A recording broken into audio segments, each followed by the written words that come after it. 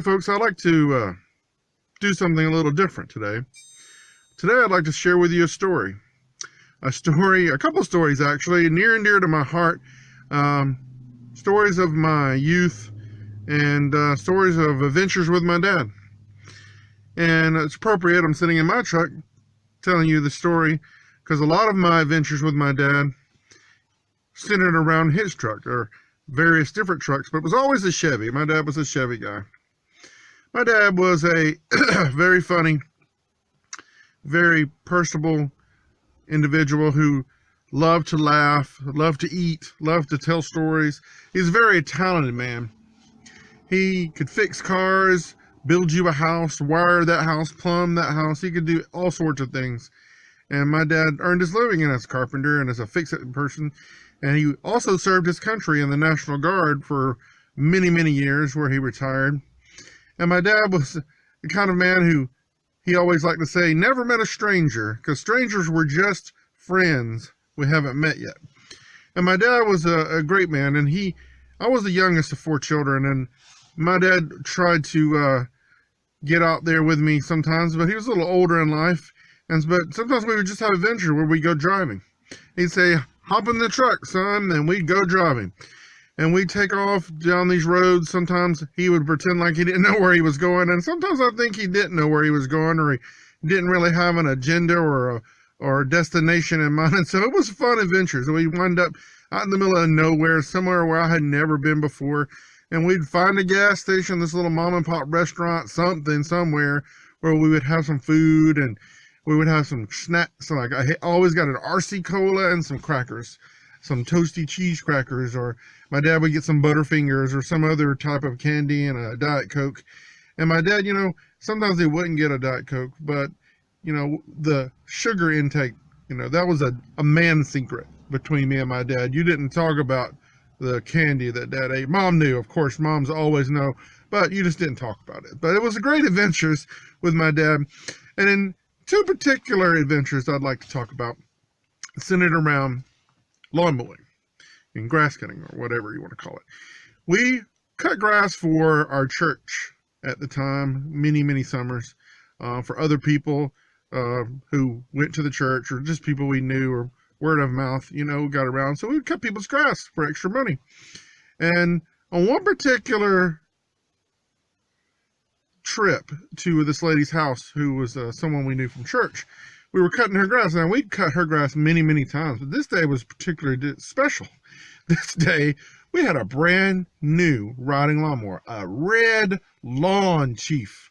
It was nice. We'd had a one riding lawnmower before, but it wasn't new, and it was barely working half the time. But my dad could always keep something working. He could keep machines working. And he could build anything, and he could do anything pretty much. But we had this brand new riding lawnmower, a Lawn Chief, and no one had driven it yet. So I was going to get the privilege of driving this riding lawnmower first, giving it a shot. I felt special. And so my dad, we got it there, and we got it unloaded, and we gassed it up and sat on it, cranked up beautifully for the first time, that we were going to use it. Took off, lowered that mower deck, got it set to the right speed that I wanted it, got used to the feel of it, and I was going across, and Dad, just went about his business doing the weed eating or whatever else he was going to do.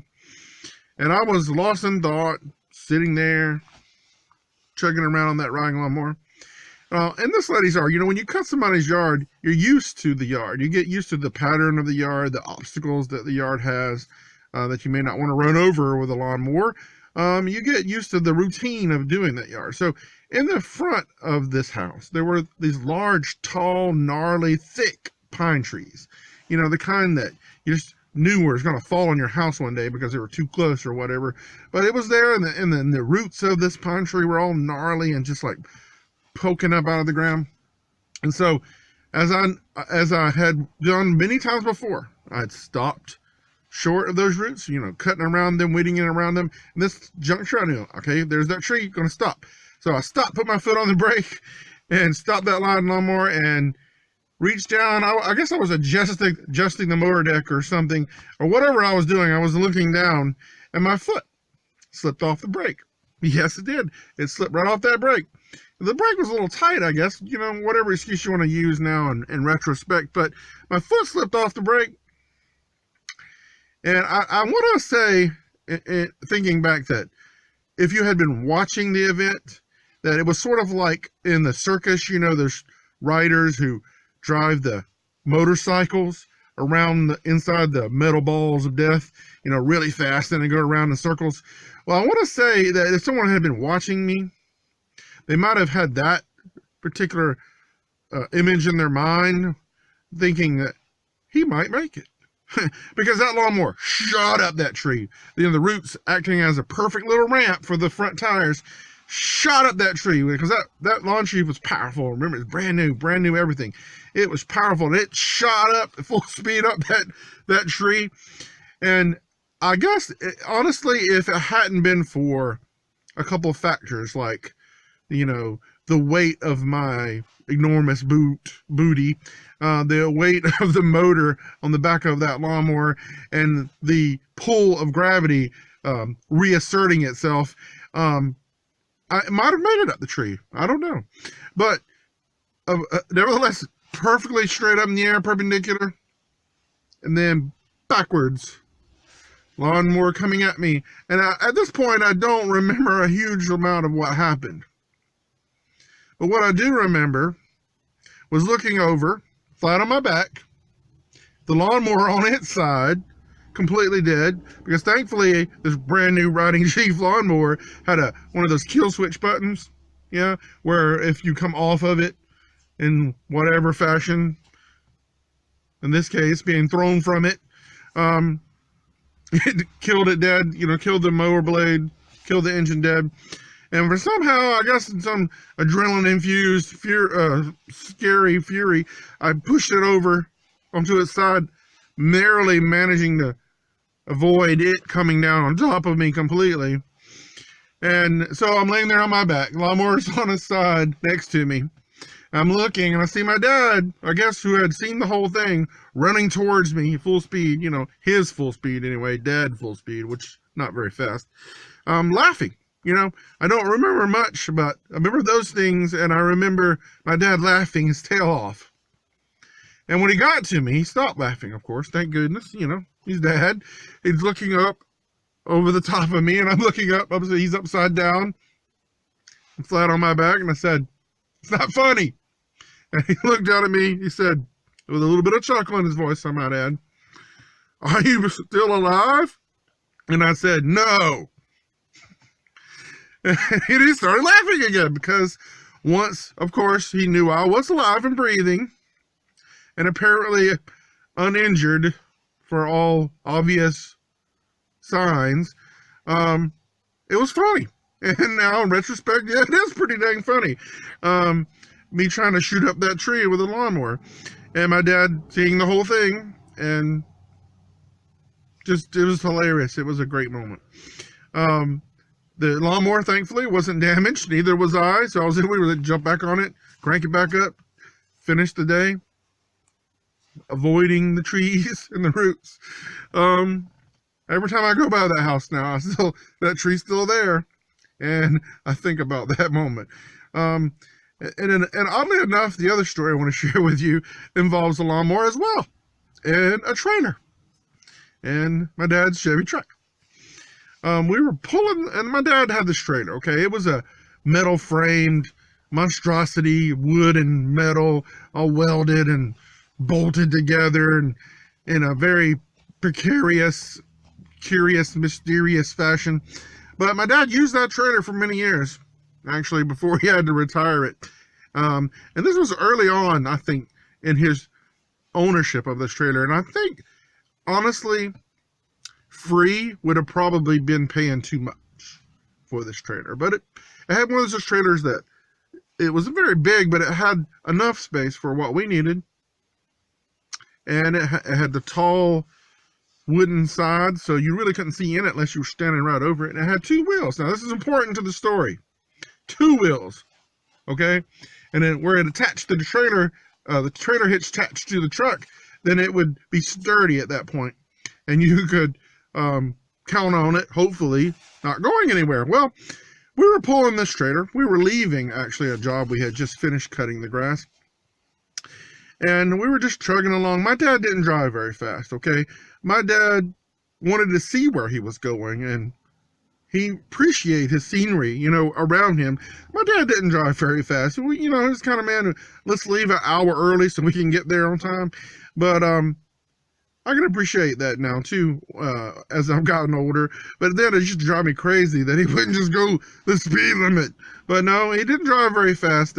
He did like to play this game where, you know, he got points for how many and how often and how jolting you can hit the curbs and nick the curbs at every juncture. Every time you turn a corner or whatever, sometimes you could be many feet away from the curb and still go out of his way to hit that curb, it seemed. And I find myself, my kids would, if I had to be honest, my kids would tell you that I enjoy now playing that game as well, but I don't think that's accurate. No, it's all accidental, never on purpose, guys, never on purpose. Anyway, so I can look back and see that. But my dad was not a fast driver, okay, but he was a safe driver, I guess, unless you were a curb, unless you were in a curb, or sometimes the stop signs he didn't see, but that's okay, you know. Anyway, we were driving along. Trailer's behind us, where it should be, right? And, you know, I'm looking over my dad, and he's chugging along and talking about whatever, you know, and all of a sudden there's this little jolt in the truck. Look over to the side. Did we hit something? Look over to my dad, and he's over him, and you know where he's driving. To see that, I guess the trailer had changed it had decided that it was tired of driving behind us or chugging behind this slowpoke, and it was going to go around us. It pulled itself free of its moorings. Then, you know, there's welds on that trailer where, in some places, where as thick as my finger, and I have big hands and big, thick fingers, and the welds on that were really thick, and you'd think that would be okay, but I don't think that this was okay. And then the hitch was still attached to the trailer, but the truck, but the trailer was going around us in the right lane. Yeah, well, you just don't know what to do when you see a trailer passing you. The trailer you were pulling passing you. So I look at point my dad and said, Dad, and sure, my dad being my dad, okay, looks over, huh? That's all he says, huh? And you know, when these moments like this happen, you think that everything's in slow motion, that you see things clearly, you are able to process it and react in a manner that takes forever, right? But it's really probably like 15, 20 seconds that all this occurred. And but anyway, during the time, I'm thinking, there's the trailer. It's passing us. And then I look up, and there's a car coming. A 4-door, brown, normal car coming on its side of the road, probably wondering why our trailer was coming towards it. So the trailer, you know, with 2 wheels, remember, it's trucking along pretty good. And I think if we had been in a race with the trailer and we had like 50 feet left, it would have broke the ribbon first, I think. And not because my dad was trying to slow down or react to the situation, just because he drove slow. And the trailer had enough. But when, I guess, the trailer saw the car coming in his direction, the trailer got angry, I guess, and decided to become a heat-seeking missile at this point, and just locked targets on that car and went after it like a rocket. Now, honestly, I didn't know what to think. I thought, oh my gosh, that trailer is going to hit that car. And the guy, there was a guy and a mom and a little girl in the car. The dad reacted like anybody else would, get out of the way. So he veered off the side of the road into the dirt, the grass. There's a big part of the side of the road in a cow field with a barbed wire fence right there. You'd think that he veered off enough to miss the trailer. But no, the trailer, remember, is a heat-seeking missile now. The trailer was going pretty straight until it saw that car. And it was even going pretty straight when the car got locked in, or the trailer got locked in on the car. But when the car veered off to the side of the road, the trailer took off after it at an angle. If the guy had stopped in the middle of the road, he might have actually missed it. If he had sped up a little, he might have missed him. But the trailer was not going to be deterred. The trailer smacked the back of that car bumper, just smacked it and tore the crap out of that bumper. And the guy stopped, and everybody, the car shaken up a little bit, you know, but it wasn't any more damage than that. And the trailer kept going after the cows in the field. There were cows nearby grazing in the field. The cows just kind of looked up like they were doing, huh, don't see that every day. Well, if, you know, like the jets when they're landing on an aircraft carrier are caught by that wire and it stops them from moving. That's sort of like all that barbed wire was with that trailer. It caught the one piece of barbed wire. There's one piece of barbed wire on the top of that fence. Caught that trailer just the right angle and stopped it dead. And we went and checked on those people. We were freaking out. They were freaking out, understandably. And we checked on them to make sure they were okay. And they had been on their way, apparently, to see a friend nearby. So I took them to see their friend. I took them to their friend's house in the dad's truck while he stayed with the guy in their car. And and no one had a cell phone. No one had cell phone back then. So you had to go and went. My dad said, you know, when you take them up there, stop with so-and-so's house and call the police. Because, you know, nobody knew how long that was going to take. So I wanted to get them out of there and go call the police. And I guess when they got to their friend's house, they called the police too. Because when I got back there to the incident site, the state trooper was there. One state trooper with his big hat, standing there next to my dad and the guy in the car. I kind of pulled off on the other side of the road, kind of nervous, you know, don't know, I'm just gonna stay in the truck. So they talked for a while, exchanged paperwork and all that good stuff, and the guy leaves in the car, and my dad and the state trooper are left, and they're chatting. I decided at that point I'm gonna get out of the car and come over there. So when I'm walking over, I hear the state trooper call my dad by his name. And it was just, and in my mind, I was like, oh yeah, of course. My dad knows everybody. You know, he knows everybody. They know him. And anyway, the state trooper, I heard him say, you know, if the man had just kept going, he would have missed him. I laughed, and my dad laughed. And the last thing he said, I remember, was that make sure you fix that fence before you leave. You know, and my dad said, sure, I'll fix it. So we put the fence post back in the ground, tacked that barbed wire top part on, the rest of the fence back on, and went about our way. Had to unload the trailer, put it in the back of the truck. That was fun. And then we got it to the house. Mom was like, where's the trailer? You know, but on the way home, though, I look over at my dad. He looks over at me, and of course, as only my dad can do, said, you know, that was almost as funny as the time you tried to go up the tree on the lawnmower. Oh yeah, that's my dad. You know, a lot of times my dad would tell these stories of our adventures and stories, especially of me, and I've got many more to share with you in the future. He would tell them sometimes he would start giggling so much.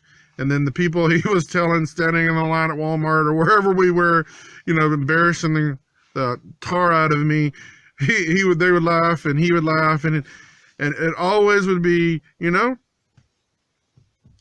it'd always be the same. You know, I thought he was going to make it up that tree, actually. And, you know, he'd say, the other story, he'd say, you know, they might have not gotten hit if they had stayed in the road. Oh, that was great times I had with my dad, and I miss him a lot. I hate that he's gone.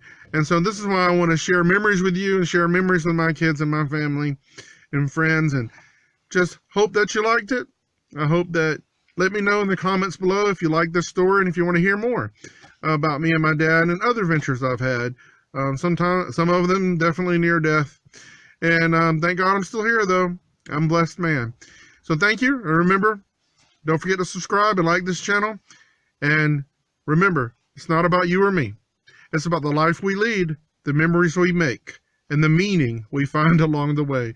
And don't forget to laugh and have fun, because that's also important. So have a great day. See you next time.